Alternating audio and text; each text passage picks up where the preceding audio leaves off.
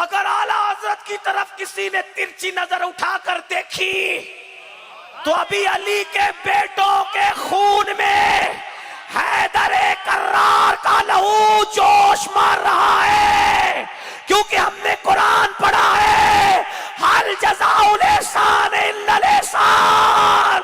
अल्लाह अकबर।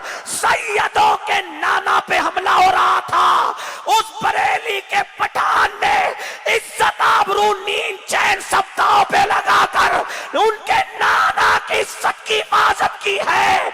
अगर पठान बरेली के उस ताजदार पे हमला होगा, सैयद अपनी जान को बाजी लगाकर उसकी इज्जत और आबरू बचाने के लिए अपना सब कुछ कुर्बान करने के लिए तैयार हो जाएंगे।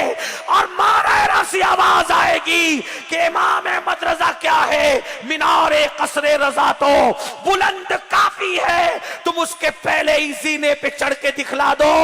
अरे फतावा रज़विय्या तो एक करामत है, जरा अदाए के बख्शिशी पढ़ के दिखला दो। अल जज़ाउल एहसान इल्लल एहसान। अल्लाहु अकबर। तवज्जो करे। कोई कहता है कि सैयद तू बार बार आला हज़रत क्यों करता है? मैंने कहा उसने सैयदों के नाना को बार बार पुकारा, इसलिए मैं भी बार बार पुकारूंगा। हल जज़ाउल एहसान इल्लल एहसान। अरे एक सलाम पे हमला हो रहा था, या नबी सलाम अलैक पढ़ने पर मुल्ला ने पाबंदी लगाई।